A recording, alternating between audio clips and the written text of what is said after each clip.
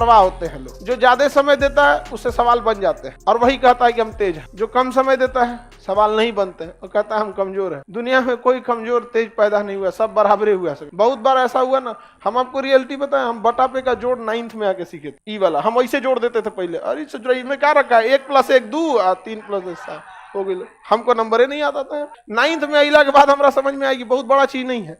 कई गो थे सब दोस्तों मजाक उड़ाते थे, हमको सवाल देते थे, भाई भाई है तेन बदई तो हम कहा 7 3 10 अब ऐसा हो, मजा लेता था सब। यहाँ पे 1 2 गो था तो उसमें कहा था ना पहले लसा लो, लसा समझता हिंदी लघुत्तम समापवर्तक, तो उसका एलसीएम लिया गया।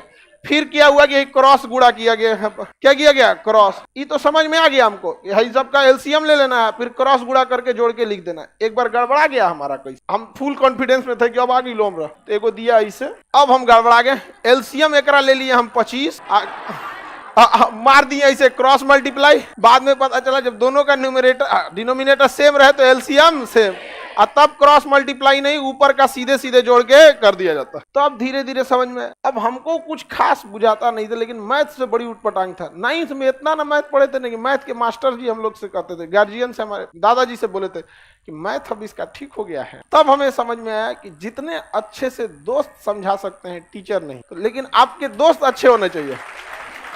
लेकिन आप लोग अपने दोस्तों के पास बैठिएगा तो क्या बतियाएगा, चल चाय पीते चल, समझा, यही सब बतियाबे करेगा सब तुम लोग। लड़की लोग में भी जो कमजोर है थोड़ा सा समझिए किसी को, लेकिन नहीं आप लोग। हम लोग जब ग्रेजुएशन में थे ना तो बीएससी थे, बैचलर ऑफ साइंस, मेरा ऑनर्स था फिजिक्स केमिस्ट्री मैथ और सब्सिडरी में था जीएस, समझा गया कि नहीं। बिहार की यूनिवर्सिटी से किसी से करिएगा तो 1 ऑनर्स होता है, लेकिन अगर आप बीएचयू जाइए, इलाहाबाद यूनिवर्सिटी जाइए या फिर अलीगढ़ मुस्लिम, इस सब में जाएंगे ना तो आपको 3 ऑनर्स लेना होता है। अभी का सिस्टम हमें नहीं पता, हम तो पता नहीं कब का ग्रेजुएशन किए हैं, 10-15 साल हो गया, आगे का ग्रेजुएशन है। तो हम लोग का सब्सिडरी में क्या था, जीएस, उसमें भी इसका नंबर नहीं जुड़ता था। पता नहीं सब्सिडरी का नंबर जुड़ता है नहीं जुड़ता है, सब इस तरह का नंबर ही नहीं जुड़ता था। उसके बाद भी ये ऑब्जेक्टिव होता था, 1857 की क्रांति कहाँ हुई थी, ऑप्शन बी अच्छा ऑप्शन नहीं होता था, लिखना होता था।